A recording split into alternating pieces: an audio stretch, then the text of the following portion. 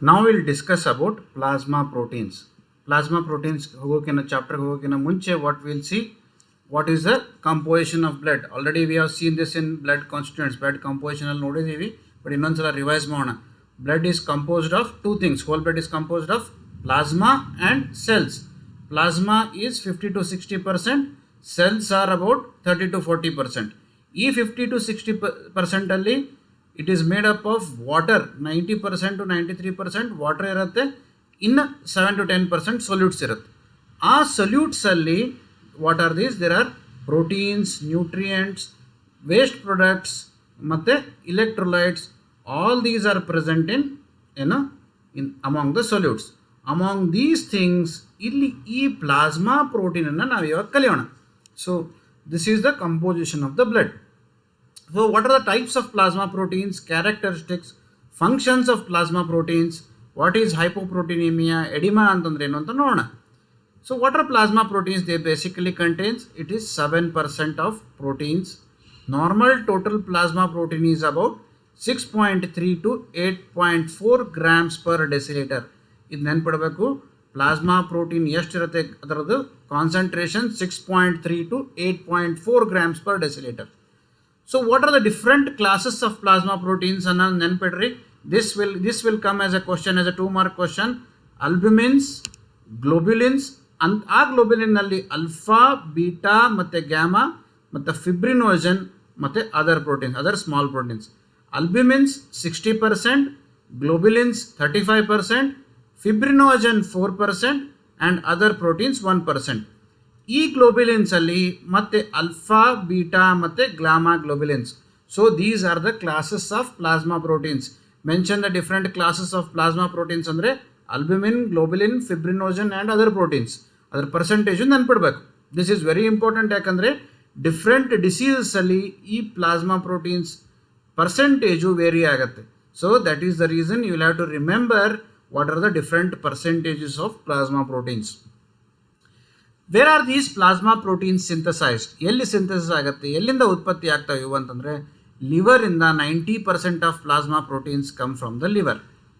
Next plasma cells, B lymphocytes ಇರ್ತಾವಲ್ಲ, ಲಿಂಫೋಸೈಟ್ಸಲ್ಲಿ ಎರಡು ಟೈಪ್ಸು, ಬಿ ಲಿಂಫೋಸೈಟ್ಸ್ ಮತ್ತು ಟಿ ಲಿಂಫೋಸೈಟ್ಸ್.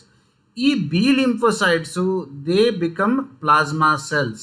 ಈ ಪ್ಲಾಸ್ಮಾ ಸೆಲ್ಸಿಂದ ಏನಾಗ್ತವೆ?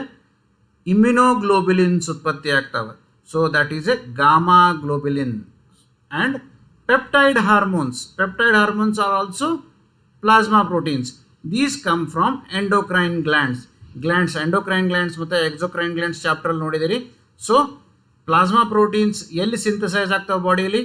90% of plasma proteins are synthesized in the liver. And then plasma ಸೆಲ್ಸಿಂದ gamma globulins ಉತ್ಪತ್ತಿ ಆಗ್ತವೆ.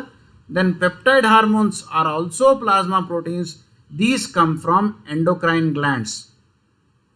So that is why liver ತೊಂದರೆ ಇದ್ದಾಗ, ಲಿವರ್ ಪ್ರಾಬ್ಲಮ್ ಇದ್ದಾಗ, ಲಿವರ್ ಫೇಲ್ಯೂರ್ ಇದ್ದಾಗ ಪ್ಲಾಸ್ಮಾ ಪ್ರೋಟೀನ್ಸ್ ಏನಾಗ್ತವೆ? ಕಮ್ಮಿ ಆಗ್ತವೆ. ಯಾಕಂದರೆ ಪ್ಲಾಸ್ಮಾ ಪ್ರೋಟೀನ್ಸ್ ಉತ್ಪತ್ತಿ ಆಗಲ್ಲ ಸರಿಯಾಗಿ. ಸೊ ಆವಾಗ ಈ ಅಲ್ಬ್ಯುಮಿನ್ ಗ್ಲೋಬ್ಯುಲಿನ್ ರೇಷಿಯೋ ಏನಿರುತ್ತಲ್ಲ, ನಾರ್ಮಲಿ ಇಟ್ ಈಸ್ 0.2 to 2. ಇದು ರೇಷಿಯೋ, ಅಲ್ಬ್ಯುಮಿನ್ ಮತ್ತು ಗ್ಲೋಬ್ಯುಲಿನ್ ರೇಷಿಯೋ ಏನಾಗುತ್ತೆ?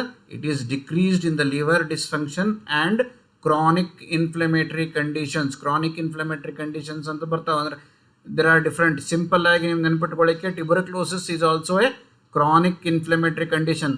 ಆವಾಗ ಏನಾಗುತ್ತೆ? ಆವಾಗ ಬಿ ಲಿಂಫೋಸೈಟ್ಸ್, ಗಾಮಾ ಗ್ಲೋಬ್ಯುಲಿನ್ ಜಾಸ್ತಿ ಆಗಿರೋದ್ರಿಂದ, ಇಮ್ಯುನೋಗ್ಲೋಬ್ಯುಲಿನ್ಸ್ ಜಾಸ್ತಿ ಆಗಿರೋದ್ರಿಂದ ಈ ಎ ಜಿ, ಅಲ್ಬ್ಯುಮಿನ್ ಮತ್ತು globulin ratio will be decreased. ಇದು ಡಿಕ್ರೀಸ್ ಆಗುತ್ತೆ ಎಲ್ಲಿ?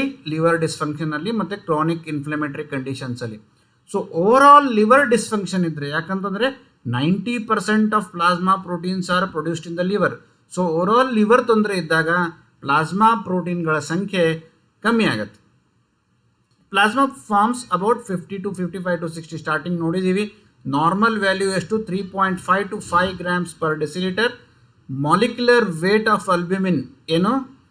66,500 ಡಾಲ್ಟನ್ಸಲ್ಲಿ ಮೆಜರ್ ಮಾಡ್ತೀವಿ ನಾವು molecular weight of albumin. Structure ಹೆಂಗಿರುತ್ತೆ? It is a single peptide chain of 585 amino acids. You have to remember about albumin ಬರ್ಕೊಳ್ರಿ ಬೇಕಿದ್ರೆ. ಪ್ಲಾಸ್ಮಾ ಪ್ರೋಟೀನ್ ಅಲ್ಬ್ಯುಮಿನ್ ಬಗ್ಗೆ it forms about 55 to 60% of total plasma proteins.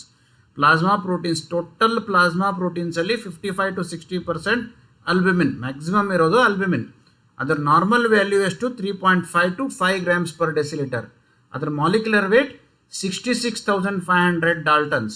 Structure ಅದು ಹೆಂಗಿರತ್ತಂದರೆ single peptide chain of 585 amino acids, 585 amino acids ಕೂಡಿಕೊಂಡು ಒಂದೇ ಒಂದು single peptide chain ಇರುತ್ತೆ albumin. ಅದರ ಮೇಜರ್ ಫಂಕ್ಷನ್ ಏನು? It to maintain plasma osmotic pressure. ಇದು ಆಸ್ಮೋಸಿಸ್ ಚಾಪ್ಟ್ರಲ್ಲಿ ನೋಡ್ತೀರಿ ಇದನ್ನು. ಪ್ಲಾಸ್ಮಾ ಆಸ್ಮಾಟಿಕ್ ಪ್ರೆಷರ್ ಮೇಂಟೈನ್ ಮಾಡುತ್ತೆ. ಏನು? That is the function of albumin. Hypoalbuminemia ಎಲ್ಲಿ ಆಗತ್ತಂತಂದರೆ it also helps as a carrier protein.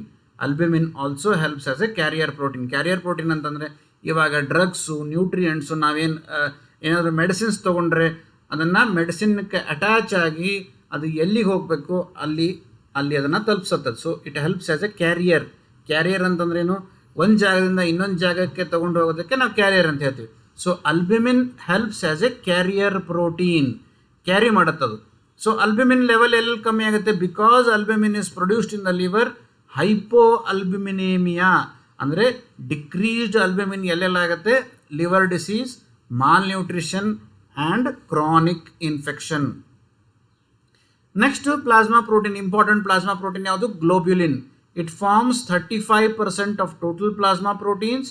Normal value is 2 to 3 grams per deciliter. Molecular weight ಎಷ್ಟು? 90,000 to 150,000 ಡಾಲ್ಟನ್ಸ್. Right, ನೆನ್ಪಿಟ್ಕೊಳ್ರಿ ಅದನ್ನು. ಆಮೇಲೆ ಟೈಪ್ಸ್ ಯಾವುದು? There are 3 types of globulins have been identified, which are alpha, beta and gamma. Okay, this is about globulin. Again gamma globulin forms immunoglobulins. ಅದನ್ನು ಮತ್ತೆ again antibody ಚಾಪ್ಟ್ರಲ್ಲಿ ನೀವು ಮೈಕ್ರೋಬಯಾಲಜಿಯಲ್ಲಿ ಓದ್ತೀರಿ ಇದನ್ನು. ಏನು antibody ಚಾಪ್ಟ್ರಲ್ಲಿ ಮೈಕ್ರೋಬಯಾಲಜಿಯಲ್ಲಿ ನೀವು ಮತ್ತೆ ಇದ್ರ ಬಗ್ಗೆ ನೀವು ಇನ್ ಡೀಟೇಲ್ ಆಗಿ ಓದ್ತೀರಿ. So in physiology let us know only about globulin, what is globulin ಅಷ್ಟೇ. ಆಯಿತಾ? Next is fibrinogen. It forms about 4 to 6% of total plasma proteins. Normal value ಎಷ್ಟು? 0.3 to 0.4 grams per deciliter and its molecular weight is 4 lakh to 5 lakh daltons. 4 lakh to 5 lakh daltons. So this you will have to remember. Okay. It is a plasma clotting factor important for blood coagulation as can be converted into insoluble fibrin molecules. New clotting mechanism alli again you will read about this. Produce long insoluble strands of fibrin. Fibrinogen gets converted to fibrin and it helps in the formation of clots. This you will know again in which chapter? Coagulation cascade. Coagulation hemostasis chapter alli ಮತ್ತೆ ಇದರ ಬಗ್ಗೆ ನೀವು ನೋಡ್ತೀರಿ. It contributes to the viscosity of blood. Blood viscosity ಅಂದರೆ ನಾವು ಪದೇ ಪದೇ ಬೇರೆ ಬೇರೆ ಚಾಪ್ಟ್ರಲ್ಲಿ ಹೇಳಿದ್ದೀನಿ. ವಿಸ್ಕಾಸಿಟಿ ಅಂದರೆ ಎಷ್ಟು ಥಿಕ್ ಆಗಿರುತ್ತೆ ಬ್ಲಡ್. ಸೊ ಆ ಥಿಕ್ ಆಗಿರಲಿಕ್ಕೆ ಫಿಬ್ರಿನೋಜನ್ ಕೂಡ ಹೆಲ್ಪ್ ಮಾಡುತ್ತೆ. ಅದರ್ ಪ್ಲಾಸ್ಮಾ ಪ್ರೋಟೀನ್ಸ್ ಯಾವ್ಯಾವು? Regulatory proteins, hormones, enzymes, prohormones, ಇದೆಲ್ಲ ಸೇರಿ 1% ಆಗುತ್ತದೆ. So totally major forms of plasma proteins ಯಾವ್ದ್ಯಾವುದು? Albumin, globulin, fibrinogen and other plasma proteins. Other plasma proteins ಅಂದರೆ ಬೇರೆ ಬೇರೆ ಪ್ಲಾಸ್ಮಾ ಪ್ರೋಟೀನ್ಸ್, ಸಣ್ಣ ಪುಟ್ಟ ಪ್ಲಾಸ್ಮಾ ಪ್ರೋಟೀನ್ಸ್ ಇರ್ತವೆ, ಅದೆಲ್ಲ ಸೇರಿ 1%. ಅದು ಯಾವ್ದ್ಯಾವುದು? Hormones, enzymes, prohormones, all these are other plasma proteins. How do you separate these plasma protein? Common methods of plasma protein separation into albumin, globulin and fibrinogen. ಅದಕ್ಕೆ important methods ಯಾವ್ದು? ಇದನ್ನು ನೆನ್ಪಿಟ್ಕೋಬೇಕು. ಇದನ್ನು different methods of plasma protein separation ಅಂತ ಕೇಳ್ತಾರೆ. Electrophoresis, serum protein electrophoresis ಅಂತ ಕಳಿಸ್ತೀವಿ. Very common test.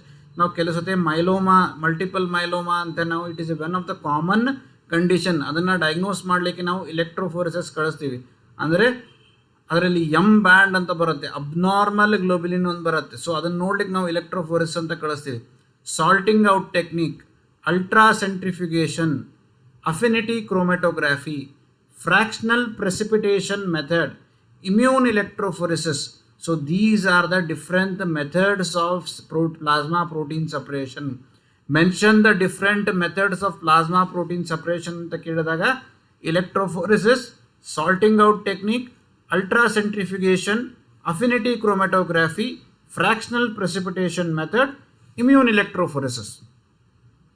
ಹೈಪೋಪ್ರೋಟೀನೇಮಿಯಾ ಎಲ್ಲೆಲ್ಲಾಗತ್ತಂತಂದ್ರೆ ಲಿವರ್ ಫೇಲ್ಯೂರ್, ನೆಫ್ರೋಟಿಕ್ ಸಿಂಡ್ರೋಮ್ ಅಂತ ಅನ್ನೋದು ಒಂದು ಕಿಡ್ನಿ ನೆಫ್ರಾನ್ಸ್ಗಳ ಕಾಯಿಲೆ.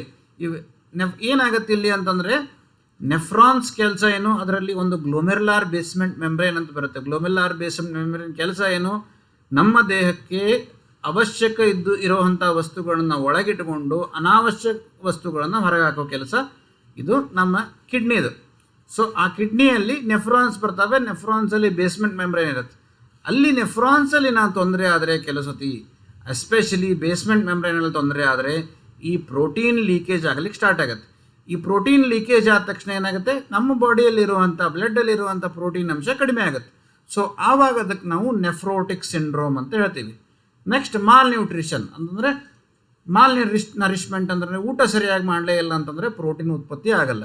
ಸೊ ಆವಾಗಲೂ ಕೂಡ ಹೈಪೋಪ್ರೋಟೀನಿಮಿಯಾ ಆಗುತ್ತೆ.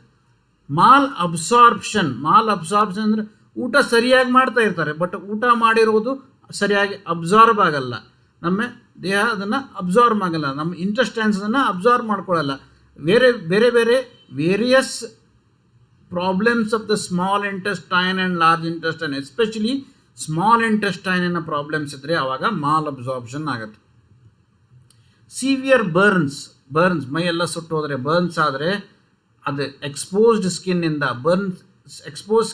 ಕೂಡ ಪ್ರೋಟೀನ್ ಲೀಕೇಜ್ ಆಗುತ್ತೆ. ನೆಕ್ಸ್ಟ್ ಇನ್ಫೆಕ್ಷನ್ ಯಾವುದೋ ಒಂದು ಕ್ರಾನಿಕ್ ಇನ್ಫೆಕ್ಷನಲ್ಲಿ ಕೆಟಬಾಲಿಸಮ್ ಜಾಸ್ತಿ ಆಗುತ್ತೆ. ಕೆಟಬಾಲಿಸಮ್ ಅಂದ್ರೇನು ಇರೋ ಅಂಥ ರಿಸರ್ವ್ ಫುಡ್ಡನ್ನು ಕಂಟಿನ್ಯೂಸ್ ಆಗಿ ಕನ್ಸ್ಯೂಮ್ ಆಗೋದಕ್ಕೆ ನಾವು ಕೆಟಬಾಲಿಸಮ್ ಅಂತ ಹೇಳ್ತೀವಿ. ಮೆಟಬಾಲಿಸಮಲ್ಲಿ ಎನಬಾಲಿಸಮ್ ಅಂತಂದ್ರೇನು, ಸ್ಟೋರೇಜ್ ಮಾಡೋದು, ಸ್ಟೋರ್ ಇರೋದನ್ನು ಒಡೆದು ಹಾಕೋದು catabolism. Anabolism is storage and breaking down storage is catabolism. So severe ಇನ್ಫೆಕ್ಷನ್ಸಲ್ಲಿ ಕೆಟಬಾಲಿಸಮ್ ಆಗುತ್ತೆ. ಕೆಲವು ಸತಿ genetic conditions can also cause hypoproteinemia. ಕೆಲವೊಂದಿಷ್ಟು ಜೆನೆಟಿಕ್ ಕಂಡೀಷನ್ಸಲ್ಲಿ ಪ್ರೋಟೀನ್ ಸರಿಯಾಗಿ ಉತ್ಪತ್ತಿ ಆಗ್ತಾ ಇರಲ್ಲ, ಆವಾಗಲೂ ಕೂಡ ಹೈಪೋಪ್ರೋಟೀನಿಯಮಿಯಾ ಆಗುತ್ತೆ. ಸೊ ಕಾಸಸ್ ಆಫ್ ಹೈಪೋಪ್ರೋಟೀನಿಯಮಿಯಾ ಅಂತ ಕೇಳಿದರೆ ಒಂದು 2-3 ನೆನ್ಪಿಟ್ಕೊಳ್ರಿ. Liver failure, nephrotic syndrome, malnutrition. ಇದು ಸಿಂಪಲ್ ಆಗಿ ಇದನ್ನು ಬಹಳ್ ಮಾಡೋದು ಬೇಕಾಗಿಲ್ಲ. ಲಿವರ್ ತೊಂದರೆ ಆದರೆ ಪ್ರೋಟೀನ್ ಉತ್ಪತ್ತಿ ಆಗಲ್ಲ, ಸರಿಯಾಗಿ ಪ್ಲಾಸ್ಮಾ ಪ್ರೋಟೀನ್ಸ್ ಉತ್ಪತ್ತಿ ಆಗಲ್ಲ, ಆವಾಗ again it can cause hypoprotein. Nephrotic ಸಿಂಡ್ರೋಮಲ್ಲಿ ಇರೋ ಅಂಥ ದೇಹದಲ್ಲಿ ಉತ್ಪತ್ತಿ ಆಗಿರುವಂಥ ಪ್ರೋಟೀನ್ಸ್ ಲೀಕೇಜ್ ಆಗಿ ಹೋಗಿಬಿಡ್ತವೆ. ಸೊ ಆವಾಗಲೂ ಕೂಡ ಹೈಪೋಪ್ರೋಟೀನಿಮೆ ಆಗುತ್ತೆ. ಮಾಲ್ ನ್ಯೂಟ್ರಿಷನಲ್ಲಿ ಸರಿಯಾಗಿ ಊಟ ಮಾಡ್ತಿರಲ್ಲ, ಹೀಗಾಗಿ ಪ್ರೋಟೀನ್ಸ್ ಉತ್ಪತ್ತಿ ಸರಿಯಾಗಿ ಆಗಲ್ಲ, ಆವಾಗ ಹೈಪೋಪ್ರೋಟೀನಿಮೆ ಆಗುತ್ತೆ. ಮಾಲ್ ಅಬ್ಸಾರ್ಪ್ಷನ್ನಲ್ಲಿ ಊಟ ಮಾಡ್ತಾ ಇರ್ತಾರೆ, ಬಟ್ ಅದು ಸರಿಯಾಗಿ ಅಬ್ಸಾರ್ಪ್ಷನ್ ಆಗಲ್ಲ. ಸೊ ಆವಾಗಲೂ ಕೂಡ ಏನಾಗುತ್ತೆ ಅಂತಂದರೆ ಹೈಪೋಪ್ರೋಟೀನಿಯಮಿಯಾ, ಪ್ರೋಟೀನ್ ಕಣಗಳ ಸಂಖ್ಯೆ ಪ್ರಮಾಣ ಕಮ್ಮಿ ಆಗೋಗುತ್ತೆ. ಫಂಕ್ಷನ್ಸ್, ಇವು ಪ್ಲಾಸ್ಮಾ ಪ್ರೋಟೀನ್ಸಿನ ಫಂಕ್ಷನ್ಸ್ ಏನು? Again this can come as A question. This has been repeated multiple time as A 3 mark question. It maintains colloid osmotic pressure in the blood. It maintains viscosity of the blood. It helps in buffer action. Buffer ಅಂತಂದ್ರೆ acid level ಜಾಸ್ತಿ ಆದರೆ ಕಡಿಮೆ ಮಾಡೋದು, base level ಜಾಸ್ತಿ ಆದರೆ ಕಡಿಮೆ ಮಾಡೋದು, maintain ಮಾಡಿ ಬಫರ್ ಬಾಡಿಯಲ್ಲಿ ಆ್ಯಸಿಡೋಸಿಸ್ ಆದರೆ ಅದನ್ನು ಕಡಿಮೆ ಮಾಡೋದು, ಅಲ್ಕಲೋಸಿಸ್ ಆದರೆ ಅದನ್ನು ನಾರ್ಮಲೈಸ್ ಮಾಡೋದು. ಸೊ ಈ ಫಂಕ್ಷನ್ನಿಗೆ ಕೂಡ ಪ್ಲಾಸ್ಮಾ ಪ್ರೋಟೀನ್ಸ್ ಹೆಲ್ಪ್ ಆಗ್ತವೆ. So that is called buffer action. So it maintains homeostasis ಅಂದ್ರೇ ಬಾಡಿಯಲ್ಲಿ ಬ್ಯಾಲೆನ್ಸ್ ಮೇಂಟೈನ್ ಮಾಡುತ್ತೆ. So number 3 is homeostasis, number 4 is hemostasis. So again in the chapter of coagulation you will know again different. I will tell you again about homeostasis and hemostasis. ಇದು buffer action ಏನು ಮಾಡುತ್ತೆ, ಬಾಡಿಯಲ್ಲಿ physiology balance maintain ಮಾಡೋದಕ್ಕೆ homeostasis ಅಂತ ಹೇಳ್ತೀವಿ. So it helps in buffer action and maintenance of homeostasis, right. It helps in defence mechanism, globulins, gamma globulins, ಅದು immunoglobulins. So these helps in the body's defence function. ನಾನು ಆಗಲೇ ಹೇಳಿದ್ದೆ albumin helps in the carrier function, transport ಮಾಡಲಿಕ್ಕೆ help ಆಗ್ತವೆ. ನಾವು again we have said plasma ಪ್ರೋಟೀನ್ಸಲ್ಲಿ enzymes ಬರ್ತವೆ, hormones ಬರ್ತವೆ. So it helps in enzyme system, it helps in the inhibitor system. Also last but not the least important ones is it helps as a nutritional reserve. ಸರಿಯಾಗಿ ಊಟ ಮಾಡದೇ ಇರುವಂಥ ಕಂಡೀಷನ್ನಲ್ಲಿ reserve ಆಗಿ energy reserve ಆಗಿನೂ ಕೂಡ ಅದು plasma proteins will help us. So colloid osmotic pressure, 80% of plasma osmotic pressure is maintained by albumin. ಆಗಲೇ ನೋಡಿದ್ದೀವಿ ಆಲ್ಬ್ಯುಮಿನ್ ಸ್ಲೈಡಲ್ಲಿ. It is the opposing force of hydrostatic pressure.